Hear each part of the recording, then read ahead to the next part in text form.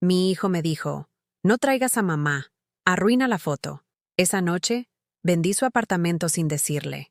Hay palabras que te cortan el alma como un cuchillo oxidado, dejando heridas que nunca cicatrizan bien. Hoy, yo voy a contarte algo que nunca pensé que contaría. Y si tú, por un segundo, sientes que esto te parece familiar, solo te pido que dejes un like y te suscribas.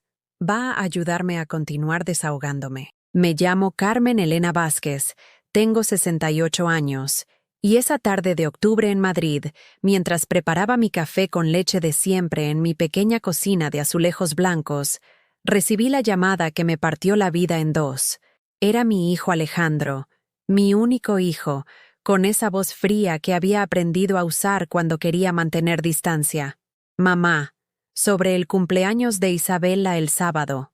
Comenzó, y yo ya estaba sonriendo, imaginándome a mi nieta de 5 años corriendo entre globos rosados. Había estado cosiendo su vestido durante semanas, punto por punto, con esa paciencia que solo las abuelas tienen para crear tesoros con sus propias manos. ¿Qué pasa, mijito? ¿Necesitas que lleve algo más? Ya tengo preparadas las croquetas que tanto le gustan a la niña y también... No, mamá, escúchame bien. Su voz se volvió más seca, como cuando era adolescente y me regañaba por avergonzarlo frente a sus amigos. Sobre la fiesta, mejor no vengas. El mundo se detuvo. La cucharilla que sostenía cayó contra el plato con un tintineo que resonó en el silencio súbito de mi cocina. Por la ventana veía a mis vecinos del barrio de Malasaña regresando del trabajo, cargando bolsas del Mercadona, viviendo sus vidas normales mientras la mía se desmoronaba. ¿Cómo que no vaya? Alejandro, es mi nieta. Es mi única nieta. Mira, mamá. Y ahí vino el golpe final, pronunciado con esa frialdad que te congela la sangre. No traigas a mamá. Arruina la foto.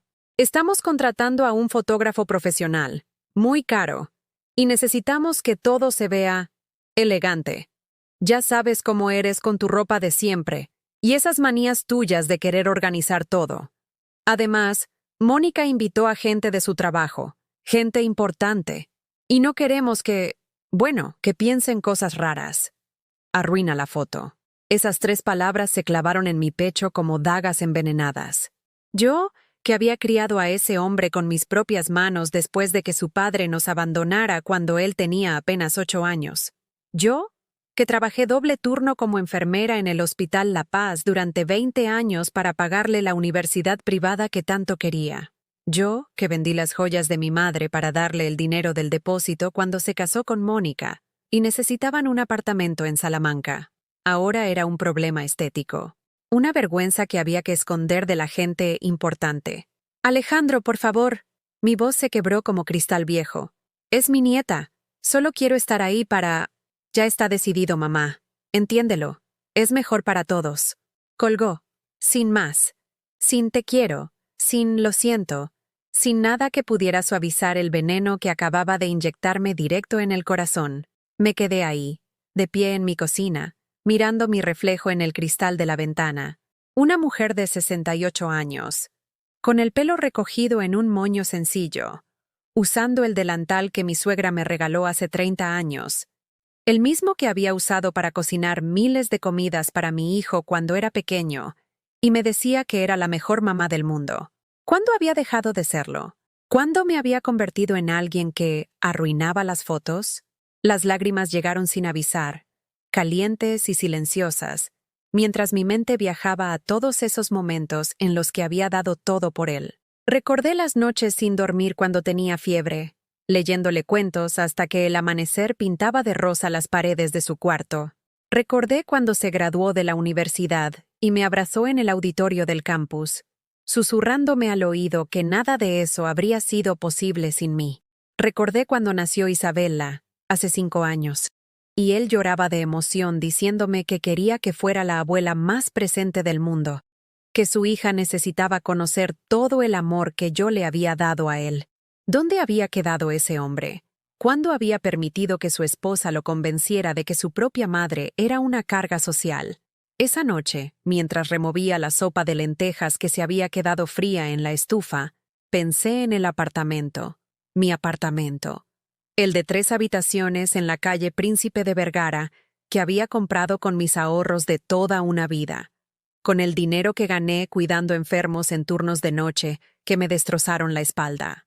El mismo apartamento que les había prestado temporalmente hace 3 años cuando Mónica se quedó embarazada y necesitaban más espacio. Nunca les cobré renta, nunca les pedí ni un euro de los gastos de comunidad. Solo quería que mi hijo y mi nieta tuvieran una vida cómoda, que no pasaran por las estrecheces que yo había vivido. Pero ahora, sentada en mi pequeño piso de alquiler en Malasaña, rodeada de los muebles que no cabían en su elegante hogar, me di cuenta de una verdad que me dolía más que cualquier enfermedad. Había criado a un hijo que se avergonzaba de mí. Esa madrugada, con Madrid durmiendo fuera de mi ventana y el peso de la soledad aplastándome el pecho, tomé una decisión que cambiaría todo. Saqué los papeles del apartamento de mi cómoda, esos documentos que guardaba junto a las fotos de Isabela de bebé y las cartas de amor que nunca me escribió nadie. Mi nombre estaba ahí, claro como el agua. Carmen Elena Vázquez, propietaria única. Al amanecer, mientras preparaba café solo porque ya no tenía ganas de leche, marqué el número de Inmobiliaria Goya, la misma que me había ayudado a comprar el apartamento años atrás. Buenos días, soy Carmen Vázquez. Quiero vender un apartamento en Príncipe de Vergara. Urgente, sin avisar a los inquilines actuales. La voz de la gente sonó sorprendida, pero profesional. Por supuesto, señora Vázquez. ¿Podemos verlo esta tarde? Y así comenzó todo. Así comenzó mi liberación. Porque a veces, cuando alguien te dice que arruinas la foto, la única respuesta digna es quitarte del marco, llevándotelo contigo. La tasación llegó al día siguiente. 700.000 euros. 700.000 euros que representaban cada turno nocturno que trabajé mientras Alejandro dormía. Cada euro que no gasté en mí misma para que él pudiera tenerlo mejor. El agente inmobiliario, un hombre joven con traje impecable, me miraba con esa mezcla de respeto y curiosidad que despierta una mujer mayor vendiendo una propiedad tan valiosa. Es una inversión extraordinaria, señora Vázquez. Un apartamento así en Príncipe de Vergara ha multiplicado su capital por 5 desde que lo compró. Capital. Inversión. Para mí solo eran palabras que describían las noches que no dormí, las comidas que me salté, los vestidos que no me compré.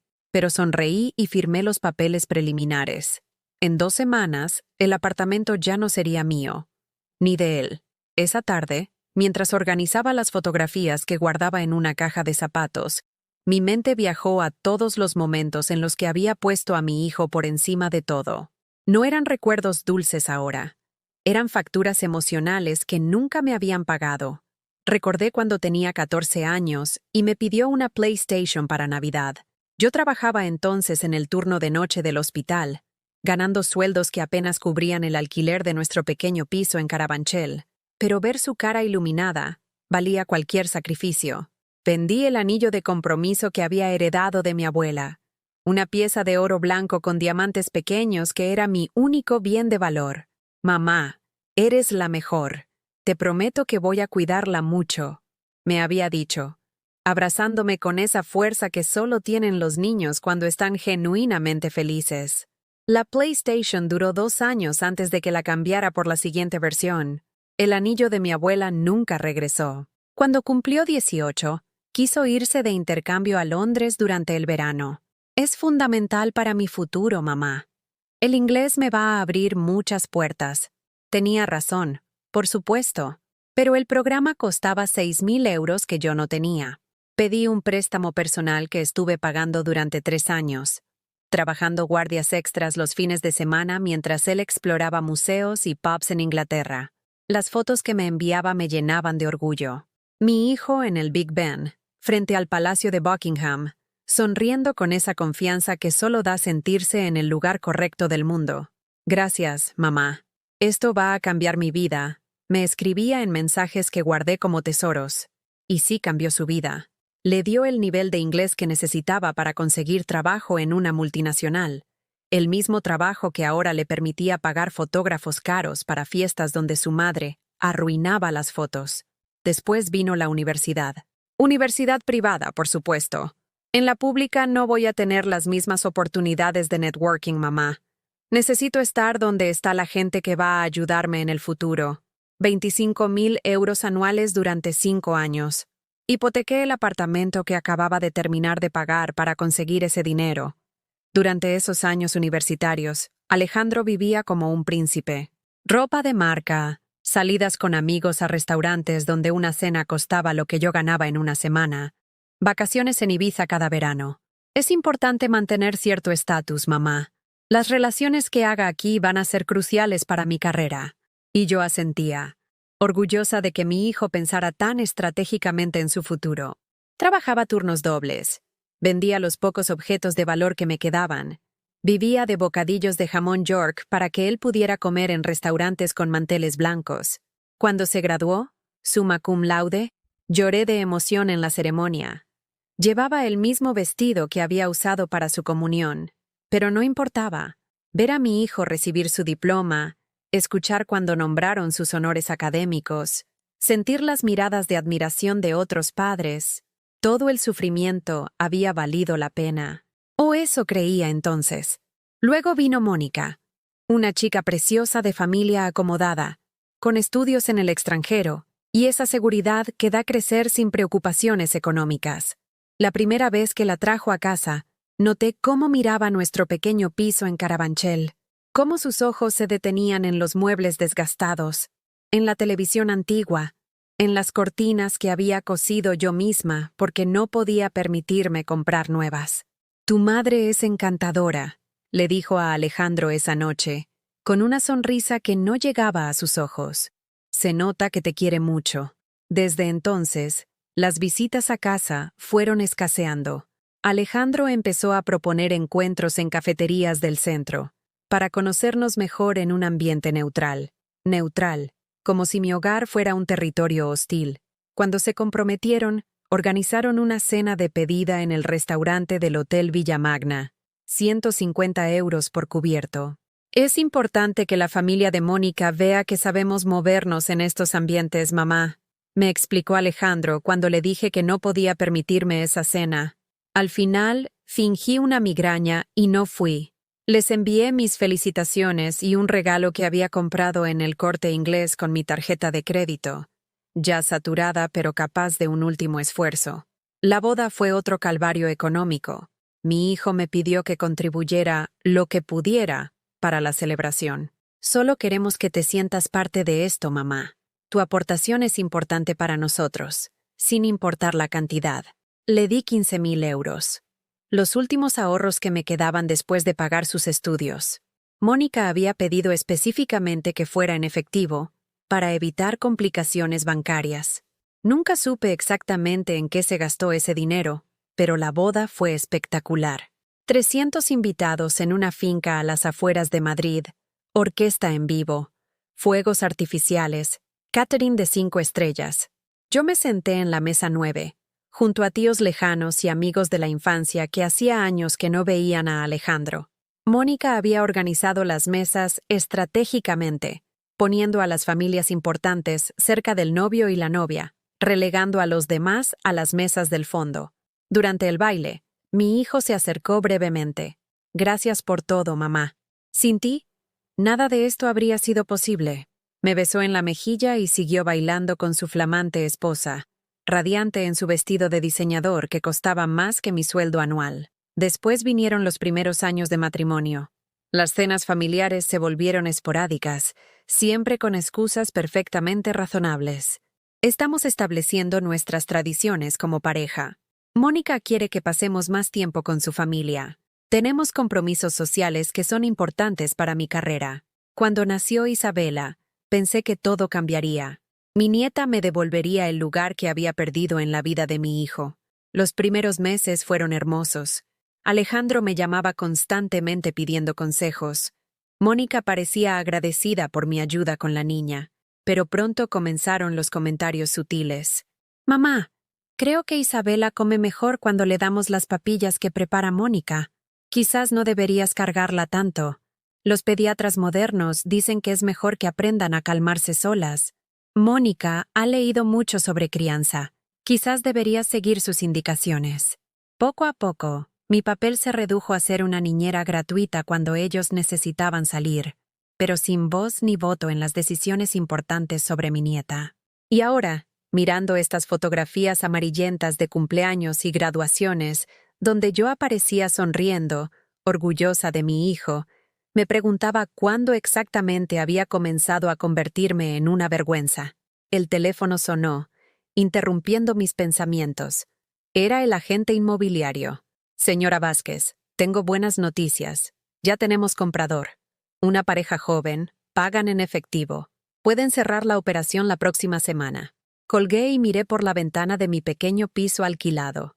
Mañana por la noche sería la fiesta de Isabela. La fiesta donde yo no estaría porque arruinaba las fotos.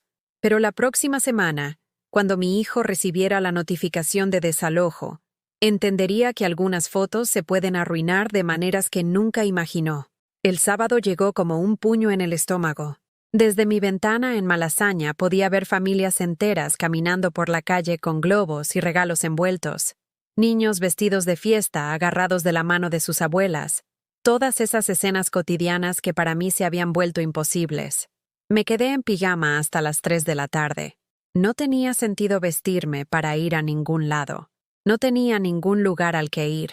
A las 4:30, cuando sabía que la fiesta ya habría comenzado, no pude resistir la tentación. Abrí Instagram en mi teléfono, esa aplicación que Alejandro me había enseñado a usar para mantenerte conectada con la familia, mamá. ¡Qué ironía! Las primeras fotos aparecieron inmediatamente. El hashtag #WhereIsabelaCampbell5 ya tenía 12 publicaciones. Mi nieta, preciosa en un vestido rosa con tul, sonriendo frente a una mesa decorada en tonos pastel que debía haber costado más que mi sueldo mensual cuando trabajaba. Globos con helio flotando hasta el techo de lo que reconocí como el salón de eventos del Hotel Ritz. El Hotel Ritz, para el cumpleaños de una niña de 5 años. Seguí deslizando. Mónica había documentado cada detalle con la precisión de una fotógrafa profesional. El castillo inflable, el mago haciendo trucos, la mesa de dulces que parecía sacada de una revista de lujo. Cada foto tenía decenas de corazones y comentarios de admiración. ¡Qué princesa más hermosa! ¡La fiesta del año! Isabela es afortunada de tener unos padres tan increíbles. En todas las fotos aparecían los mismos rostros. Los padres de Mónica, elegantes y sonrientes, posando con Isabela como si fueran los únicos abuelos del mundo. Los hermanos de Mónica con sus esposas e hijos, todos vestidos como para una gala.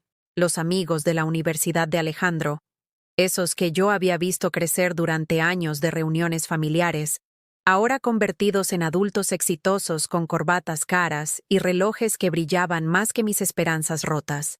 Pero había una ausencia que gritaba en silencio. Yo. En ninguna foto aparecía siquiera mencionada. Era como si nunca hubiera existido. Como si Isabela hubiera nacido sin abuela paterna. Como si Alejandro hubiera surgido de la nada. Sin madre que lo criara.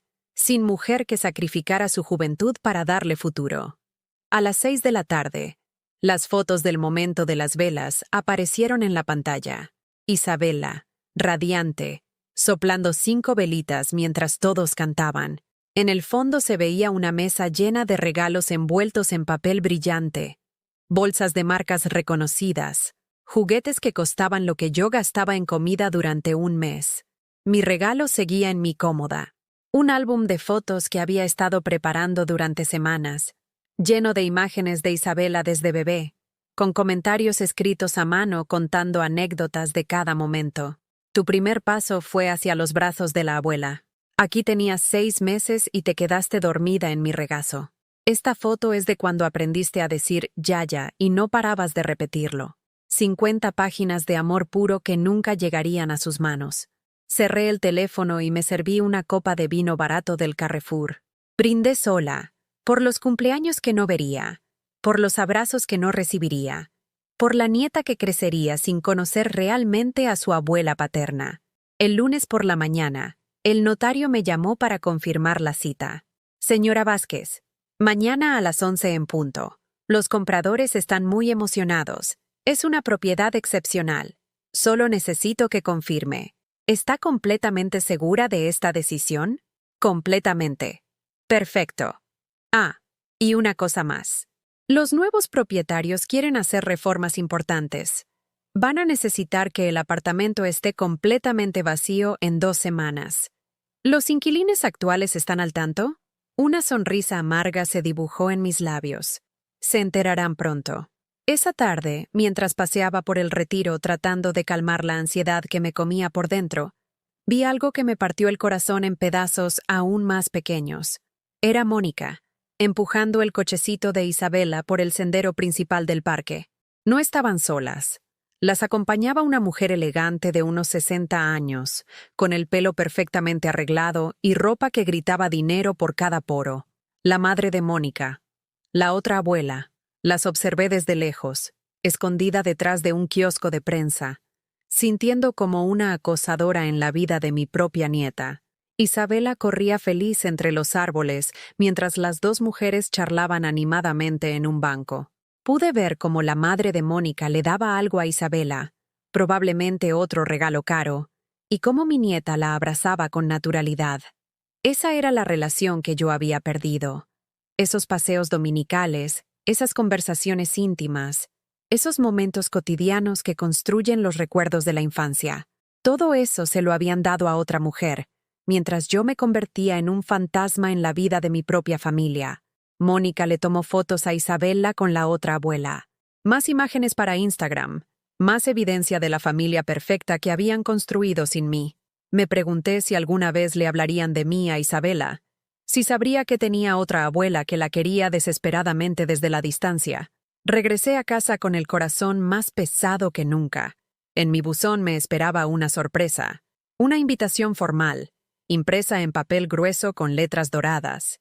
Carmen Elena Vázquez tiene el honor de ser invitada a la presentación del nuevo proyecto de inversión de Alejandro Martín Vázquez en el Club Financiero de Madrid. Cóctel de etiqueta. Se ruega confirmar asistencia. Mi hijo había organizado un evento para presentar su nuevo proyecto de inversión, un evento al que me invitaba formalmente, como si fuera una conocida de negocios, y no la mujer que había hipotecado su vida para pagarle los estudios que ahora le permitían codearse con millonarios. La fecha era la semana siguiente, la misma semana en que recibiría la notificación de que había perdido su hogar. Guardé la invitación en el cajón junto a los papeles de la venta del apartamento. Había cierta justicia poética en el timing. Mientras él celebraba sus logros financieros frente a inversores que manejaban bitcoins y carteras de activos millonarios, yo estaría firmando los documentos que le quitarían el techo. Esa noche, no pude dormir. Me quedé despierta pensando en todos los cumpleaños de Alejandro que había celebrado sola después de que él se mudara. Cada 23 de marzo durante los últimos 10 años, yo compraba una tarta pequeña en la pastelería de mi barrio, encendía una vela y cantaba Cumpleaños feliz en mi cocina vacía. Él nunca supo de esas celebraciones solitarias. Nunca le dije que cada año, a las 3:47 de la madrugada, la hora exacta en que nació, yo me despertaba y revivía ese momento en que lo sostuve por primera vez, cuando era solo mío, cuando yo era su mundo entero.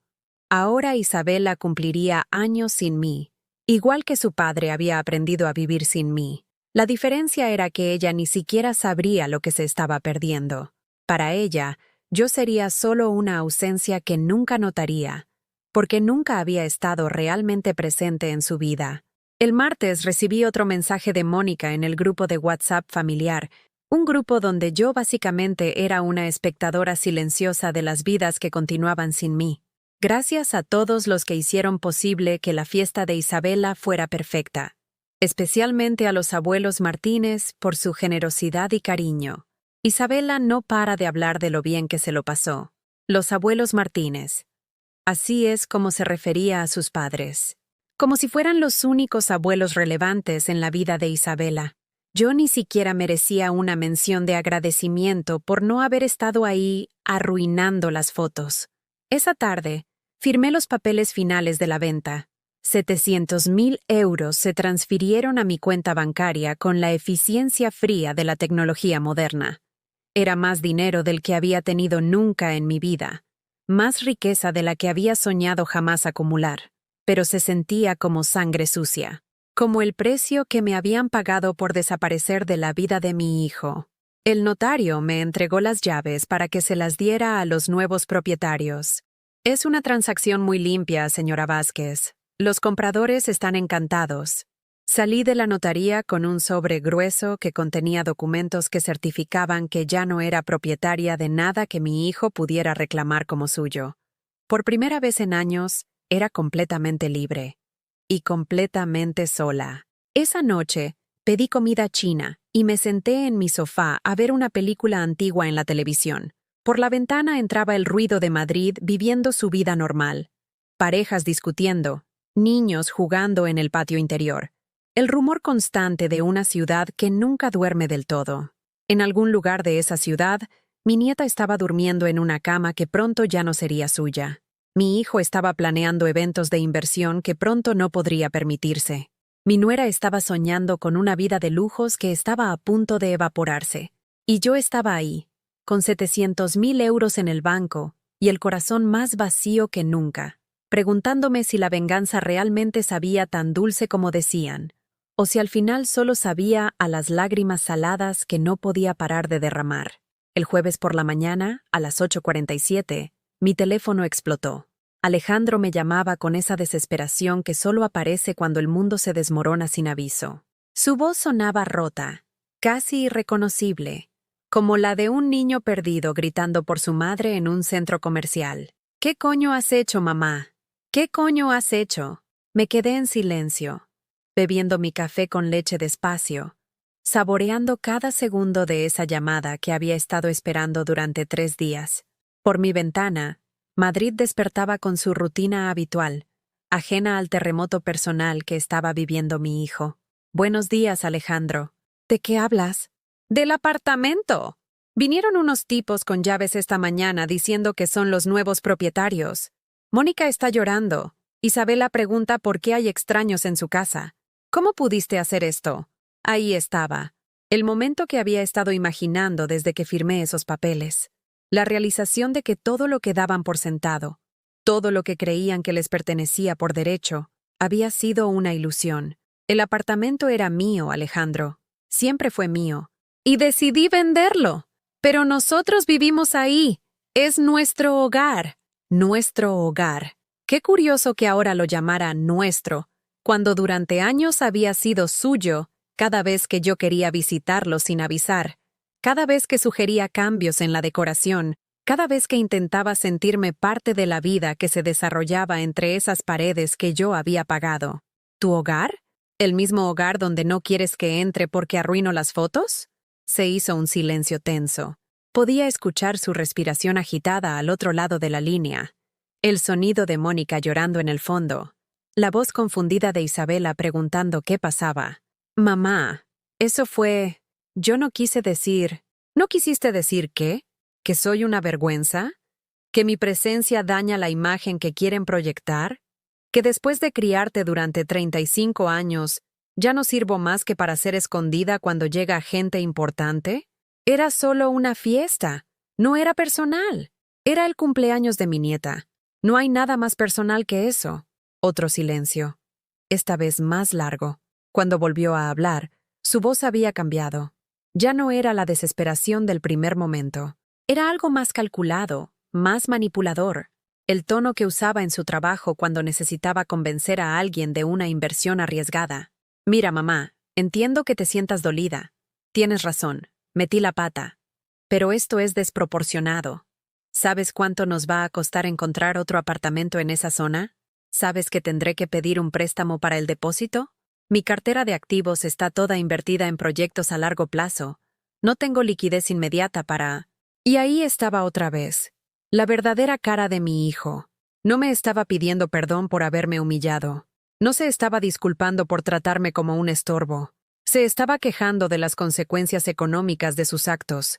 Alejandro, durante 3 años viviste gratis en un apartamento que vale 700.000 euros.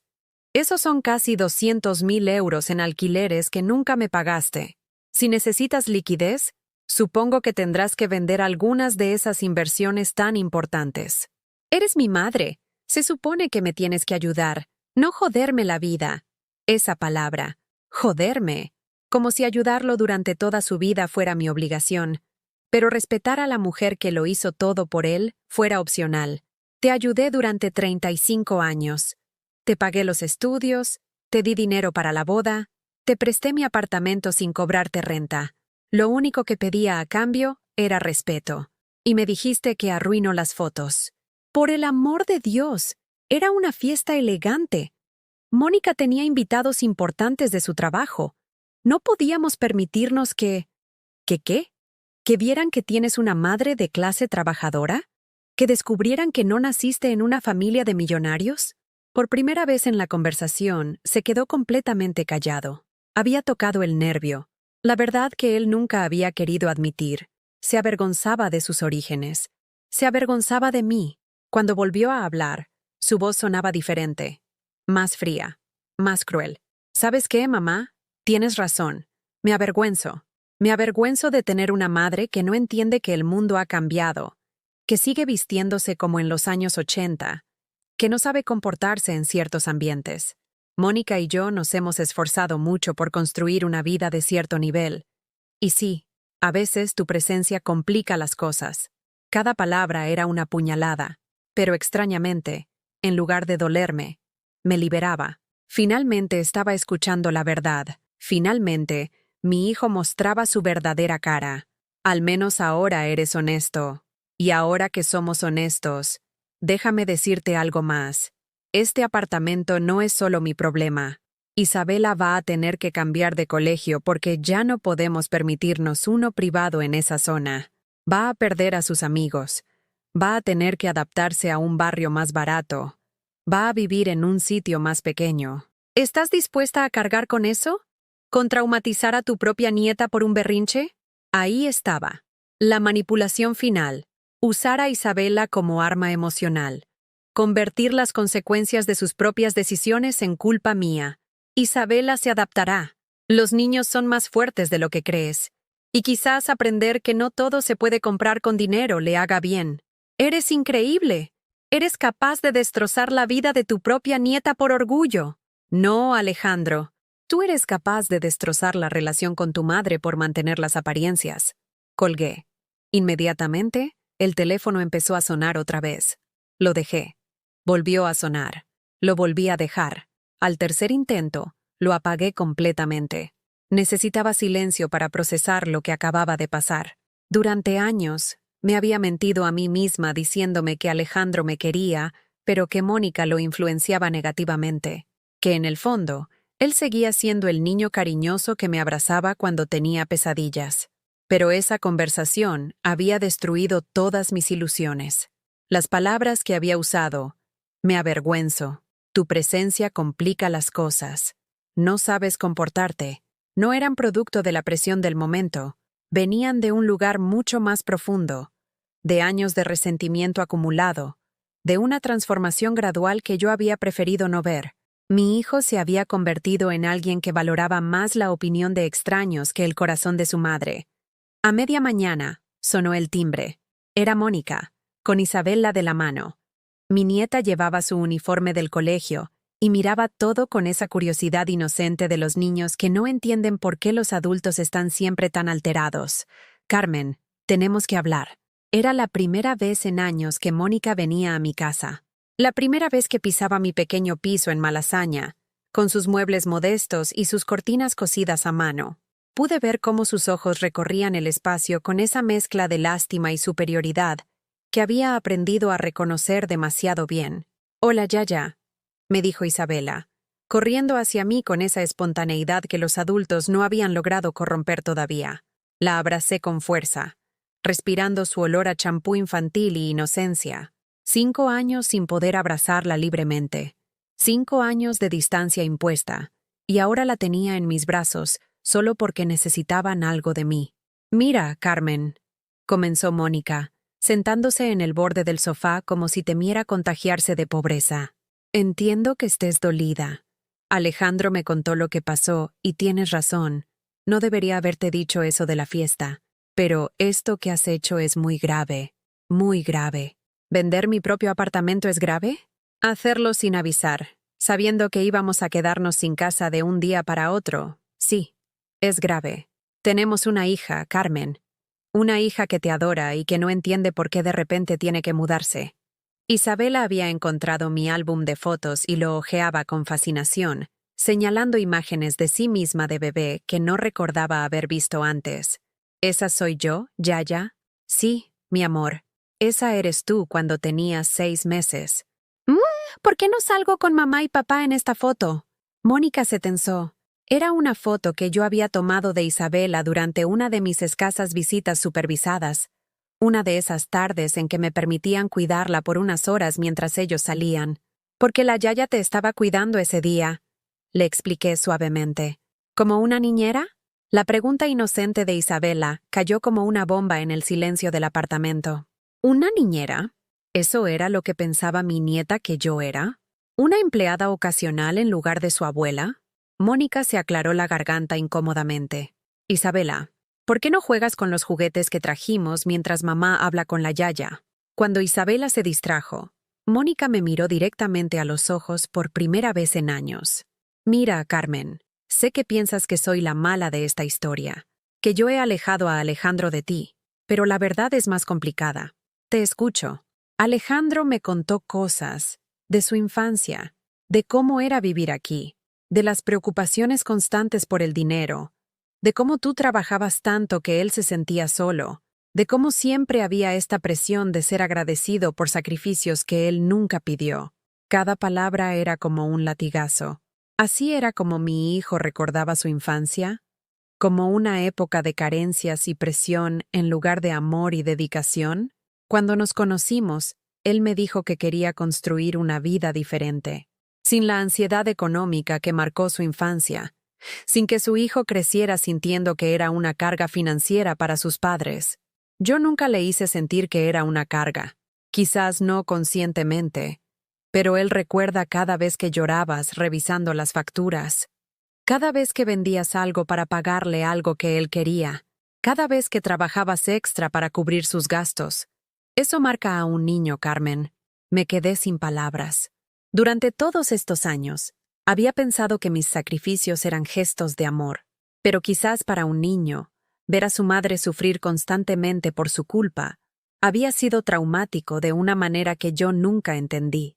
Nosotros solo queremos que Isabela crezca sin esa presión, sin sentir que tiene que ganarse el amor de sus padres, siendo agradecida por cosas que los niños deberían dar por sentadas. ¿Y por eso me alejan de ella? Por eso queremos que cuando esté contigo, sea por alegría, no por obligación, que no sienta la tensión que Alejandro sintió durante su infancia. Por primera vez en años, Mónica me estaba hablando sin máscaras, sin la sonrisa falsa y los eufemismos. Me estaba diciendo la verdad tal como la veía, y esa verdad me destrozaba más que cualquier insulto. Después de que Mónica se fuera con Isabela, me quedé sentada en mi sofá durante horas, viendo cómo la luz del atardecer se filtraba por las cortinas que había cosido con mis propias manos 20 años atrás. Por primera vez en décadas, el silencio no me dolía. No había nadie esperando que cocinara, que limpiara, que sonriera, que fuera la madre perfecta y abnegada que todos daban por sentada. Era viernes por la noche, y por primera vez en mi vida adulta, no tenía absolutamente nada que hacer. Ninguna obligación familiar, ningún compromiso, ninguna llamada esperando que la devolviera. Solo yo, mi piso pequeño pero mío, y 700.000 euros en una cuenta bancaria que nadie más conocía. Me levanté y fui a la cocina. Abrí la nevera y me di cuenta de algo extraordinario.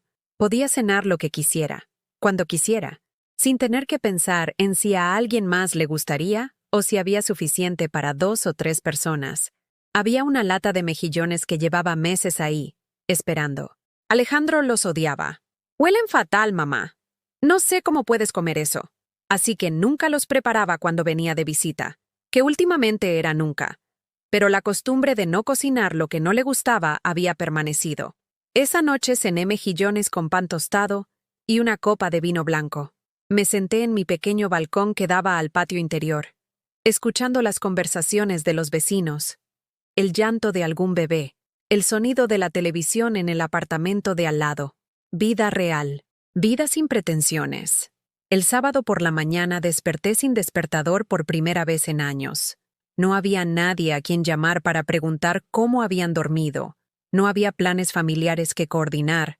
No había que pensar en comidas dominicales que nadie apreciaría realmente. Me quedé en la cama hasta las 10, leyendo un libro que había comprado hace meses y nunca había tenido tiempo de abrir. Era una novela sobre una mujer que viajaba sola por Europa después de un divorcio. La protagonista tenía mi edad y describía la sensación de caminar por calles desconocidas sin tener que explicarle a nadie dónde iba o cuándo volvería. Algo se movió en mi pecho mientras leía. Una sensación extraña, casi olvidada, curiosidad, ganas de algo que no tenía que ver con cuidar a otros o sacrificarme por el bienestar de otra persona. ¿Cuándo había sido la última vez que había sentido eso? Me vestí despacio, eligiendo ropa que me gustaba sin pensar en si era apropiada para una mujer de mi edad o si podría avergonzar a alguien en algún encuentro familiar. Me puse un vestido azul que había comprado en rebajas hace 2 años y nunca me había atrevido a usar porque Mónica había comentado una vez que esos colores tan llamativos no favorecen a las mujeres mayores. Salí a caminar por Madrid sin rumbo fijo. Pasé por el Rastro. Me detuve en pequeñas librerías de segunda mano. Entré en una cafetería que nunca había visitado y pedí un café con un trozo de tarta de zanahoria que costaba más de lo que yo me permitía gastar normalmente en caprichos. La tarta estaba deliciosa. La comí lentamente, saboreando cada bocado, viendo a la gente pasar por la ventana, parejas jóvenes, familias con niños, mujeres de mi edad solas que parecían perfectamente cómodas con su propia compañía. Por la tarde, hice algo que no hacía desde que Alejandro era pequeño. Fui al cine sola. Elegí una película francesa subtitulada que seguramente a él le habría parecido pretenciosa y a Mónica, aburrida. Era la historia de una chef que se rebelaba contra las expectativas familiares y abría su propio restaurante en Provenza. Salí del cine sintiéndome diferente, más liviana, como si hubiera dejado atrás un peso que llevaba cargando tanto tiempo que había olvidado cómo era caminar sin él.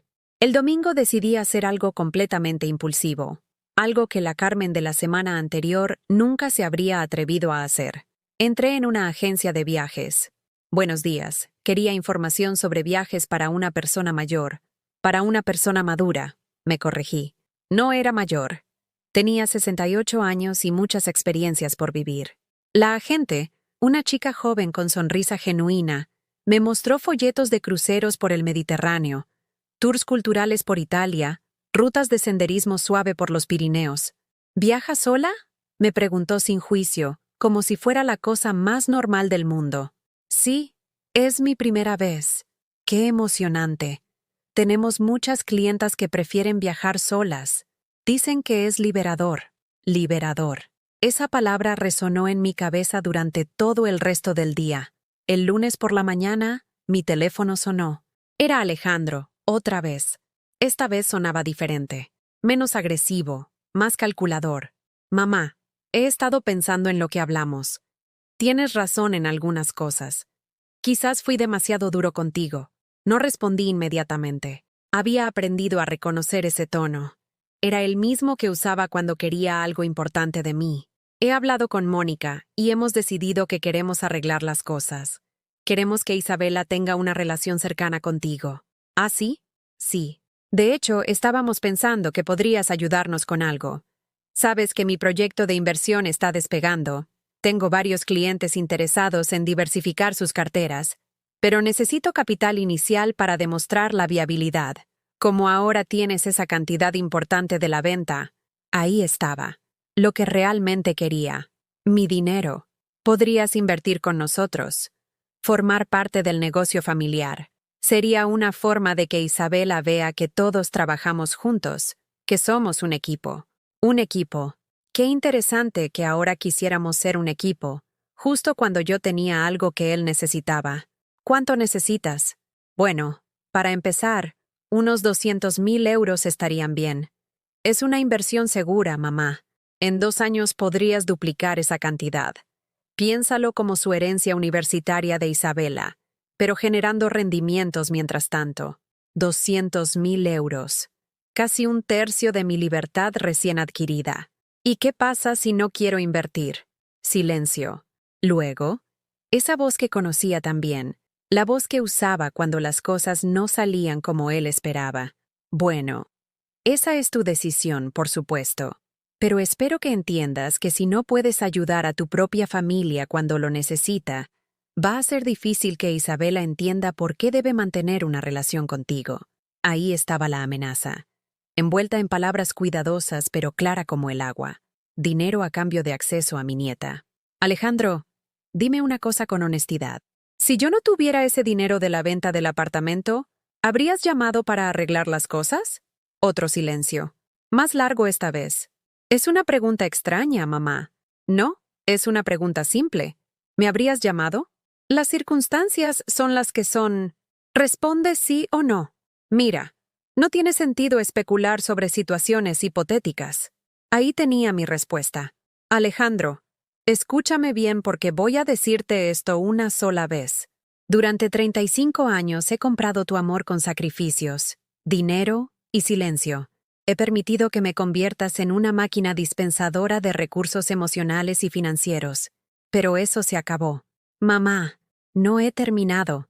El dinero que tengo ahora es mío. Me lo gané trabajando durante 40 años, viviendo en pisos pequeños para que tú pudieras tenerlo mejor, comiendo bocadillos para que tú pudieras cenar en restaurantes. No voy a invertir ni un euro en tu negocio. ¿Estás loca? Es una oportunidad única. Lo que es único es que por primera vez en mi vida tengo la libertad de decir no. Y te digo no, a ti, a tus proyectos, a tus manipulaciones y a tus amenazas. ¿Y Isabela? Isabela tendrá la abuela que se merezca. Una mujer que se respeta a sí misma, que no mendiga afecto, que no compra amor.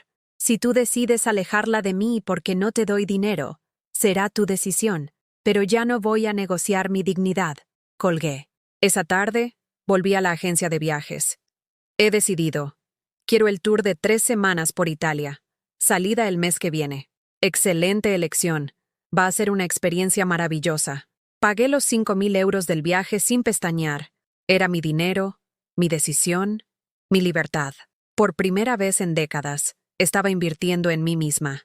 Esa noche, mientras empacaba una maleta que no había usado en años, me miré en el espejo del dormitorio. Vi a una mujer de 68 años que acababa de tomar la decisión más valiente de su vida. Ya no era la madre que mendiga amor. Era Carmen Elena Vázquez, una mujer libre con 700.000 euros, un pasaporte vigente y todo el tiempo del mundo, para descubrir quién era cuando nadie esperaba nada de ella. El teléfono sonó otra vez. Esta vez, no lo contesté. Tenía cosas más importantes que hacer, como decidir qué vestidos llevaba a Roma. El miércoles por la mañana, mientras desayunaba en mi balcón leyendo la guía de viaje de Roma, sonó el timbre con una insistencia que me erizó la piel. No era el timbre educado de un vecino o el cartero. Era el timbre de alguien furioso. Miré por la mirilla. Alejandro estaba ahí, pero no venía solo. Mónica lo acompañaba. Y detrás de ellos pude ver a un hombre mayor con traje elegante que reconocí inmediatamente.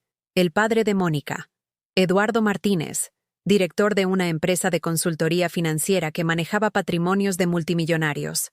Los tres tenían esa expresión seria que se usa para las intervenciones familiares. Venían a por mí. Abrí la puerta con la calma de quien ya no tiene nada que perder. Buenos días. ¿A qué debo el honor de esta visita tan temprano? Eduardo se adelantó, con esa autoridad que dan los años manejando fortunas ajenas y tomando decisiones que afectan el futuro financiero de familias enteras. Carmen, soy Eduardo Martínez. Creo que ya nos conocemos de la boda. ¿Podemos pasar? Tenemos que hablar de un asunto muy serio.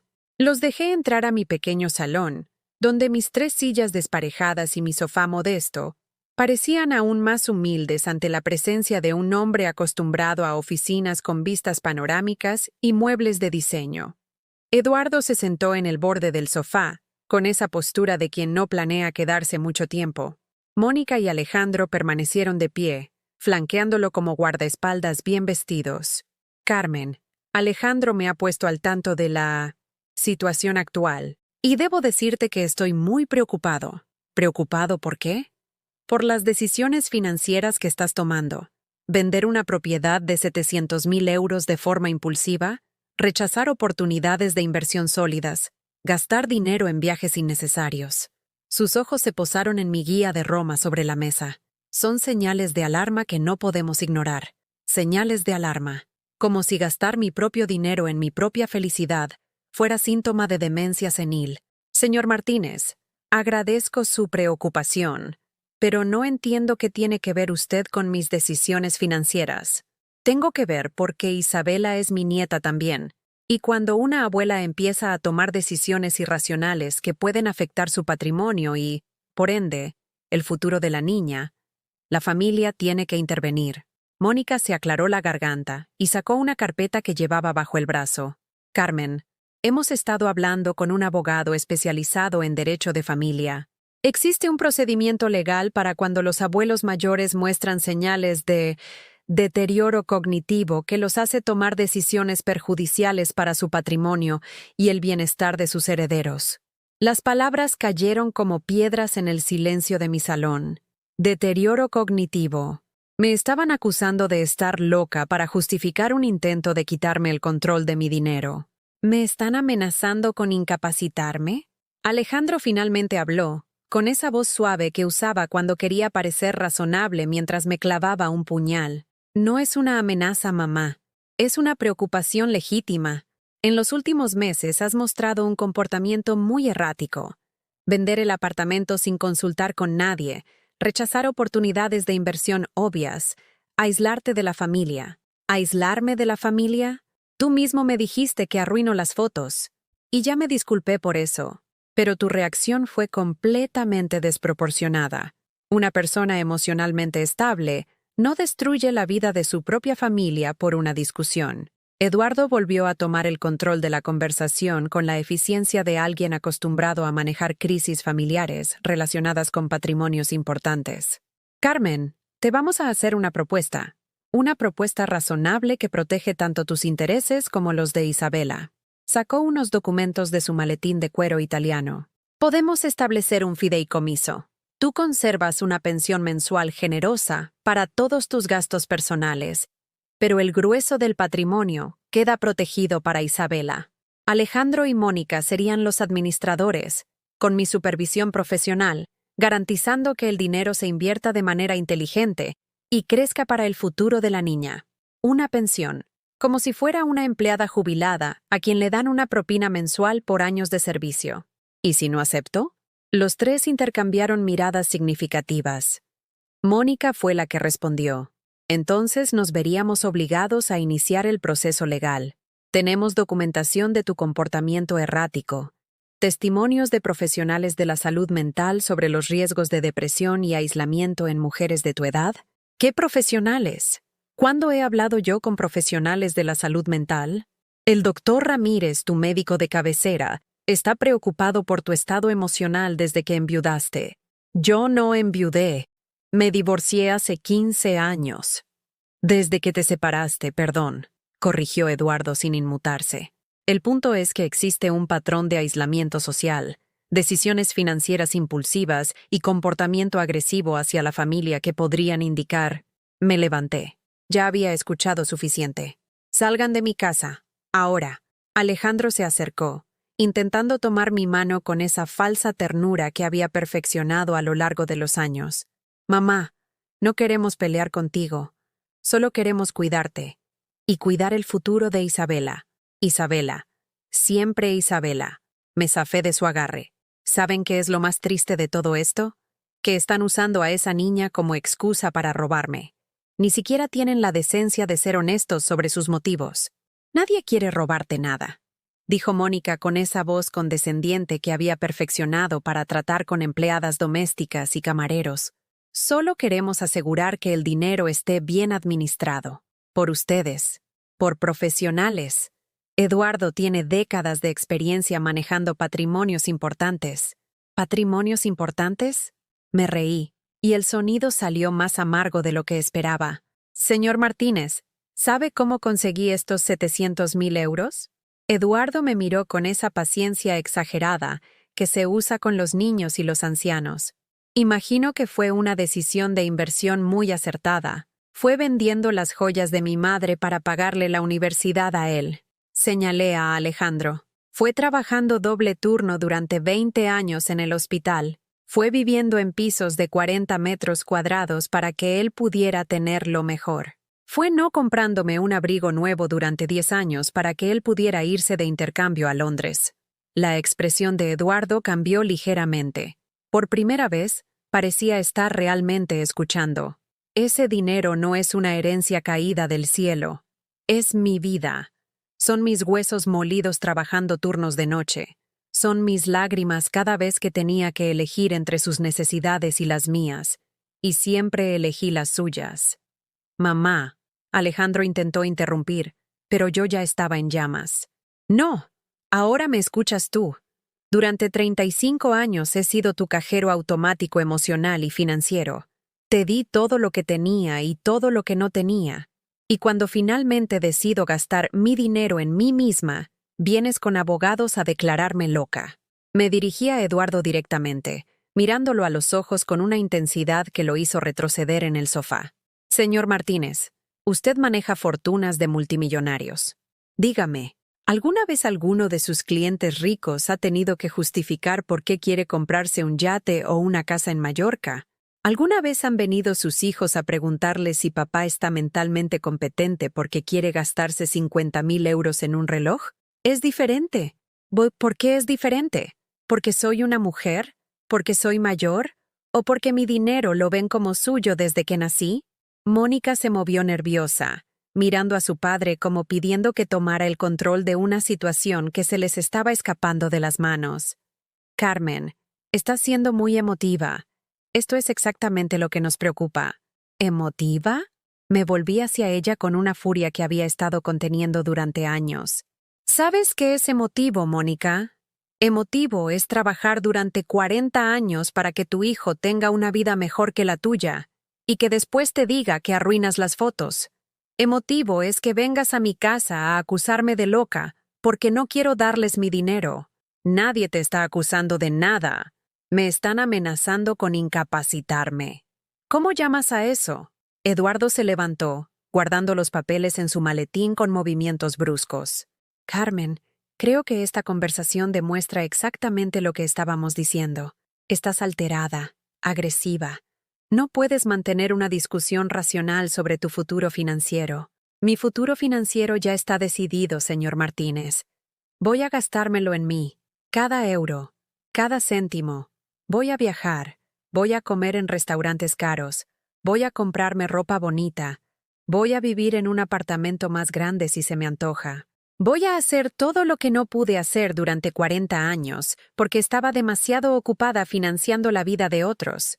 Los tres me miraron como si acabara de confirmar su diagnóstico de locura senil. ¿Y Isabela? Preguntó Alejandro con esa voz quebrada que había usado de niño cuando quería conseguir algo. Isabela tendrá lo que todos los niños deberían tener. Una abuela que se respeta a sí misma. Una mujer que no mendiga amor ni compra afecto.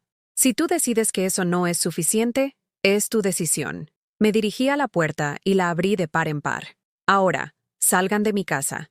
Y si vuelven con papeles de incapacitación, les juro que me voy a Italia mañana mismo, y no van a saber de mí hasta que me haya gastado hasta el último euro en la vida que me merezco.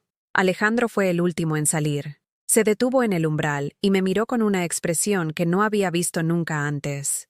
Como si finalmente estuviera viendo a una persona real en lugar de a la función que yo había cumplido en su vida. ¿De verdad vas a hacer esto, mamá? ¿De verdad vas a elegir el dinero por encima de tu familia?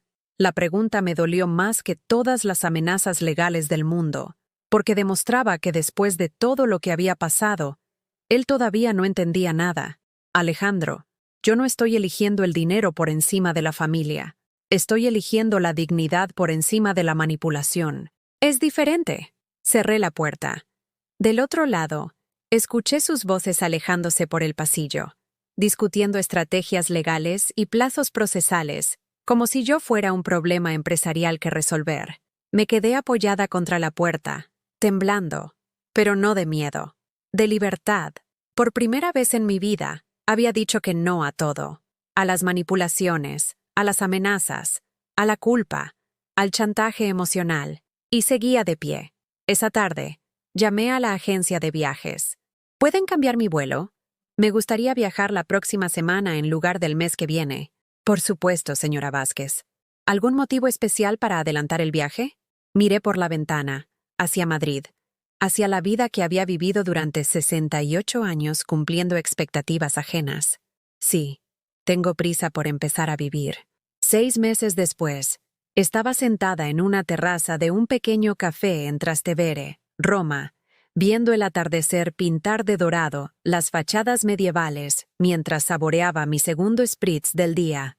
Sí, segundo, porque a los 68 años había descubierto que tenía derecho a beber 2 cócteles si se me antojaba, sin tener que explicarle a nadie por qué o pedirle permiso a mi conciencia maternal. Mi teléfono sonó.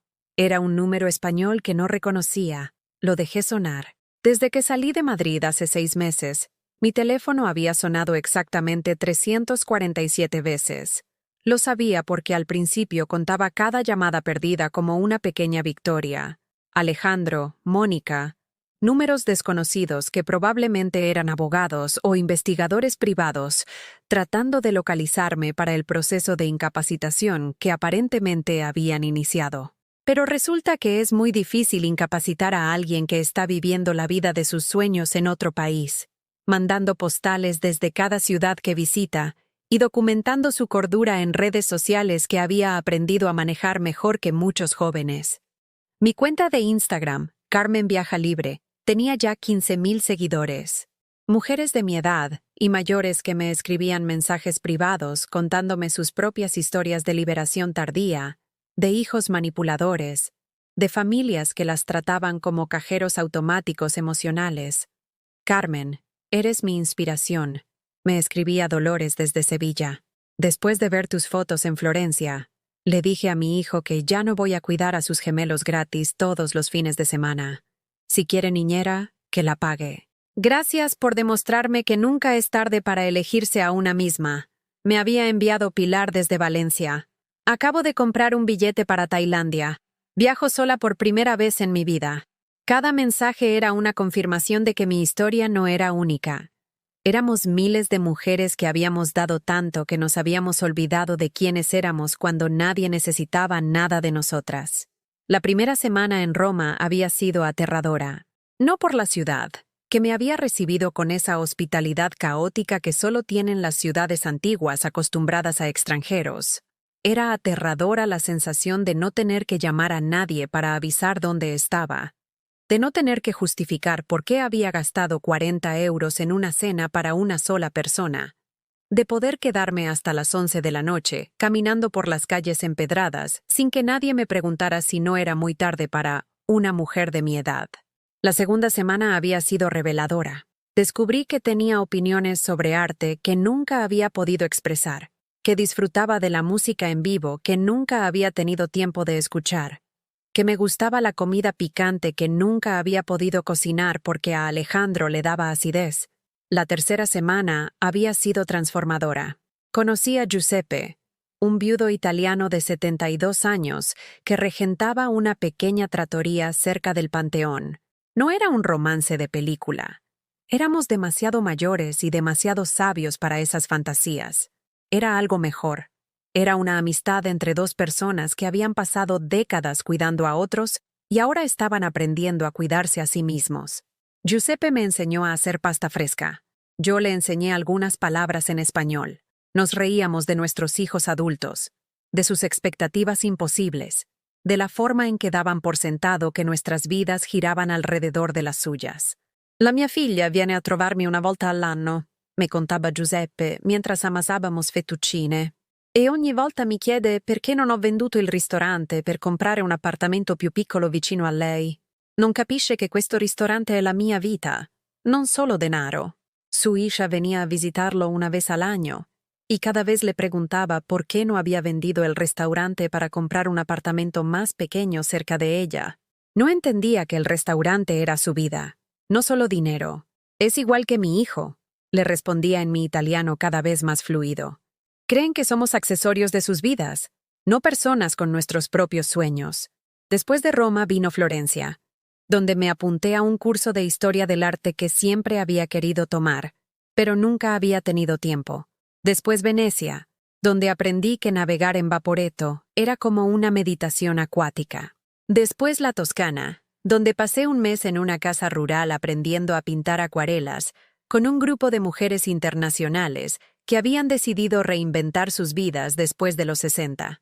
En ese curso conocí a Margaret, una inglesa de 74 años que había dejado de hablar con sus 3 hijos después de que intentaran internarla en una residencia para quedarse con su casa de campo. A Sara, una alemana de 66 que había fundado una empresa de turismo para mujeres mayores después de que su familia la tratara como una carga. A Francine, una francesa de 71 que había escrito un libro sobre la libertad después de los 70 que se había convertido en bestseller. Todas teníamos historias similares. Todas habíamos llegado a un punto donde elegir la dignidad había significado decepcionar a familias que nos veían como recursos en lugar de como personas. El problema, decía Margaret mientras pintaba un paisaje de viñedos bajo el sol toscano, es que criamos a nuestros hijos para que fueran el centro del universo, y cuando crecieron, siguieron esperando que el universo girara a su alrededor. En mi caso, añadía Sara, les di tanto que nunca aprendieron a valorar lo que recibían. Todo era gratis, todo era dado por sentado. Mis hijos me veían como una inversión, reflexionaba Francine. Invirtieron cariño mínimo esperando rendimientos máximos durante toda su vida. Una tarde, mientras estaba en mi habitación del pequeño hotel boutique que había elegido en el centro de Siena, mi teléfono sonó con un número que sí reconocí.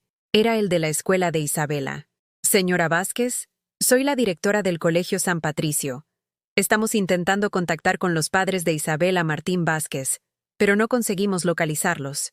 Según nuestros registros, usted aparece como contacto de emergencia. Mi corazón se aceleró. Isabela, mi nieta. Por más que hubiera cortado relaciones con Alejandro y Mónica, Isabela seguía siendo inocente en todo esto. ¿Ha pasado algo? Isabela tuvo un pequeño accidente en el patio. Nada grave, pero necesitamos que alguien venga a recogerla y la lleve al médico por precaución. Hemos estado llamando a sus padres durante 2 horas. Estoy en Italia. No puedo ir a recogerla. ¿A Italia? Pero, ¿hay algún otro familiar disponible? Prueben con los abuelos maternos, Eduardo y Carmen Martínez. Ya lo hicimos. Están de viaje en Argentina. Por favor, señora Vázquez, necesitamos que contacte con los padres de la niña o que nos dé algún otro número. Colgué y inmediatamente marqué el número de Alejandro. Me saltó al buzón de voz. Llamé a Mónica. Lo mismo. Durante los siguientes 30 minutos, desde mi habitación en Siena, coordiné por teléfono el rescate de mi nieta. Llamé a una amiga enfermera que todavía tenía en Madrid. Le di los datos del colegio. Le pedí que fuera a recoger a Isabela y la llevara al hospital. 2 horas después, María me llamó para confirmarme que Isabela estaba bien. Solo un pequeño golpe en la cabeza, nada serio. Pero había algo en su voz que me inquietó. Carmen, cuando llegué al colegio, la niña llevaba ahí desde las 2 de la tarde. Son las 6. Los padres no aparecían por ningún lado. ¿Y dónde estaban? Al final aparecieron cuando ya estábamos en el hospital. Venían de... no sé cómo decirte esto. Venían de una reunión con abogados. Sobre un tema de herencias, según me dijeron. Herencias. Seguían intentando incapacitarme. Seguían luchando por mi dinero, mientras su hija estaba en urgencias y ellos ni siquiera contestaban el teléfono. Carmen, continuó María, la niña me preguntó por ti. Me dijo que hacía mucho que no te veía, que no entendía por qué ya no ibas a su casa. Esa noche no pude dormir. Me quedé en el balcón de mi habitación, viendo las luces de Siena parpadear en la distancia, pensando en Isabela preguntando por mí mientras sus padres estaban demasiado ocupados intentando robarme para cuidar de ella. A la mañana siguiente, tomé una decisión que habría sido impensable 6 meses atrás. Llamé a un abogado español desde Italia. Quiero establecer un fondo educativo para mi nieta, un fondo que ella podrá usar cuando cumpla 18 años para sus estudios universitarios o lo que necesite, pero con una condición. Sus padres no pueden acceder a ese dinero bajo ninguna circunstancia. ¿Qué cantidad está pensando, señora Vázquez? 100.000 euros. Era una cantidad importante, suficiente para garantizar que Isabela tuviera opciones en su futuro, pero no tan grande como para que sus padres pudieran usarla como excusa para seguir persiguiéndome. El resto del dinero seguiría siendo mío, para mis viajes, para mi nueva vida, para la mujer que había tardado 68 años en conocer. Esa tarde, mientras paseaba por las calles medievales de Siena, mi teléfono sonó con un mensaje de WhatsApp de un número desconocido. Era una foto. Isabela, sonriendo, sujetando un dibujo que había hecho en el colegio. El dibujo mostraba a una mujer con pelo canoso en un avión, y debajo había escrito con letra infantil: Mi abuela viajando. Te quiero, Yaya. El mensaje venía acompañado de un texto. Hola, Carmen. Soy la profesora de Isabela. Ella me ha pedido que te envíe este dibujo. Me ha contado que echas mucho de menos viajar con su abuela. No sé si es apropiado que te escriba, pero ella habla mucho de ti en clase.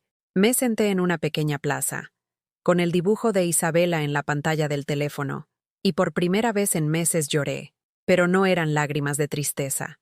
Eran lágrimas de una mujer que finalmente había entendido que amar a alguien no significa sacrificar tu dignidad por ellos, y que a veces, la mejor forma de cuidar a los que amas es enseñarles que tú también mereces ser cuidada. Un año después de aquel día terrible en que mi hijo me dijo que arruinaba las fotos, estaba sentada en mi nuevo apartamento en el barrio de Chueca, decorando con mis propias manos el lugar que ahora llamaba hogar. Ya no era el piso pequeño y modesto de Malasaña. Con parte del dinero de mis ahorros, había comprado un apartamento luminoso de 2 habitaciones, con balcón francés que daba a una calle llena de vida, cafeterías bohemias y librerías independientes. En las paredes colgaban fotografías de mis viajes. Yo frente al Coliseo, pintando acuarelas en la Toscana, aprendiendo a hacer pasta con Giuseppe, riendo con Margaret y Sara en una terraza de Florencia. Cada imagen contaba la historia de una mujer que había descubierto que la vida podía empezar a cualquier edad, siempre que tuvieras el valor de reclamarla. El timbre sonó y mi corazón se sobresaltó levemente. Después de un año de silencio total, había aprendido a vivir sin el drama constante de las llamadas desesperadas, las amenazas legales y los intentos de manipulación. Pero una parte de mí siempre se preguntaba si algún día miré por la mirilla.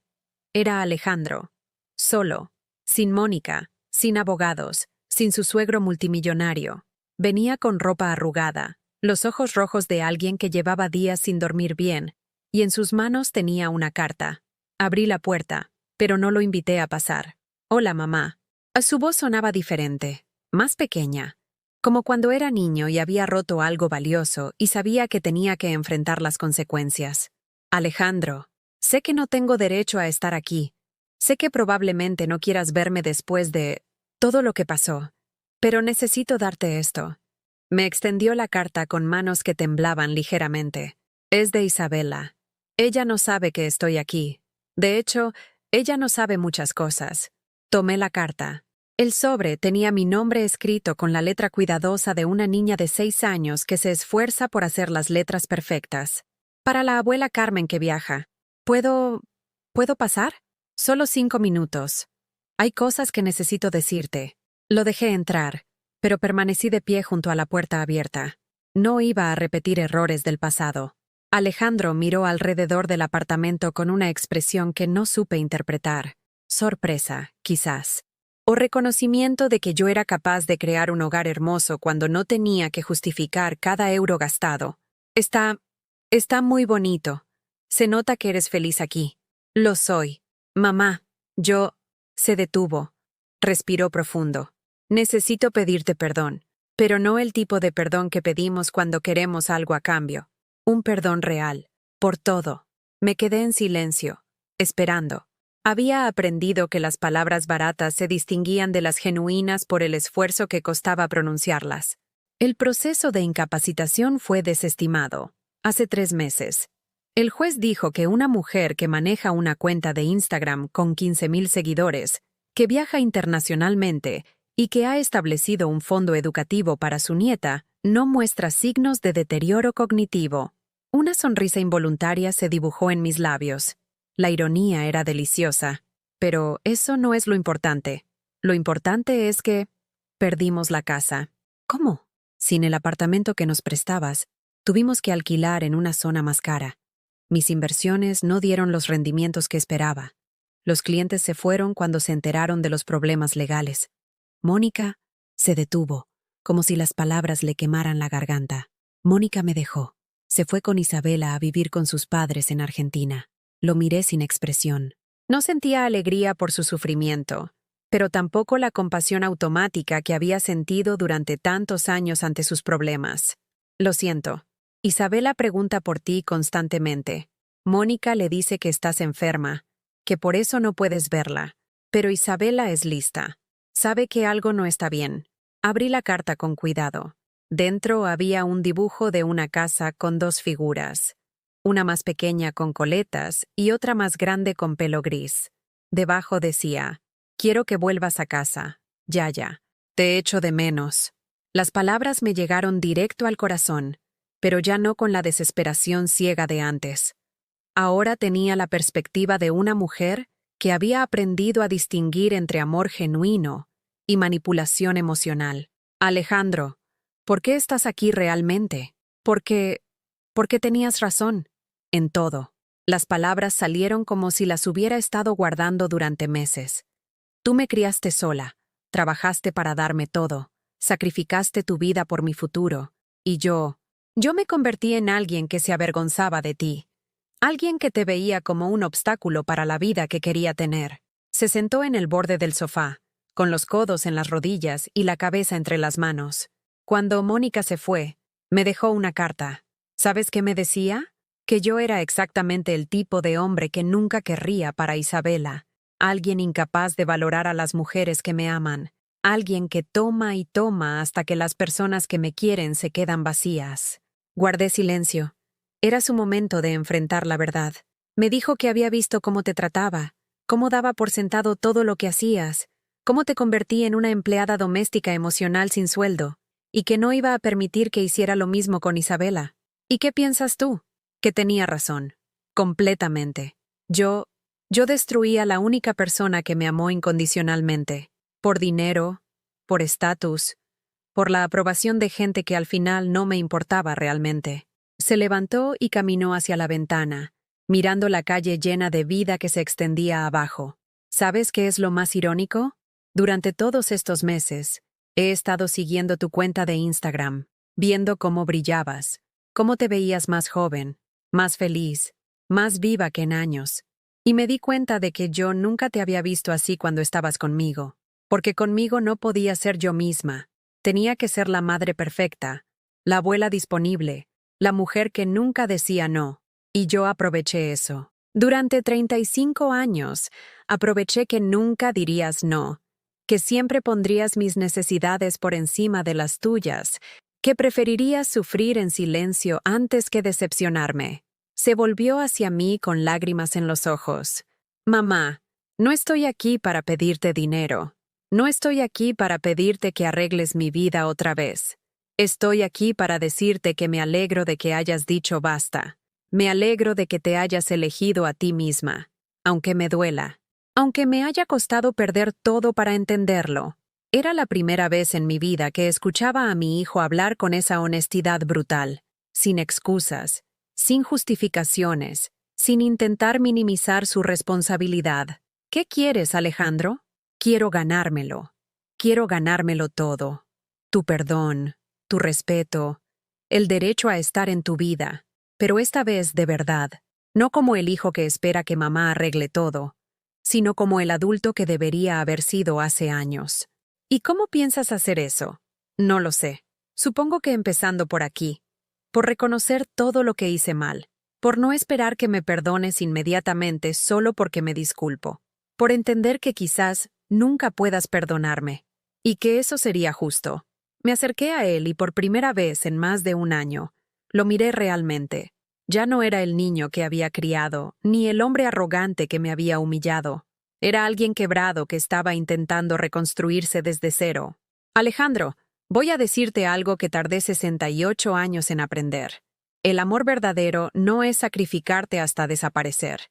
El amor verdadero es respetarte lo suficiente para exigir que te respeten.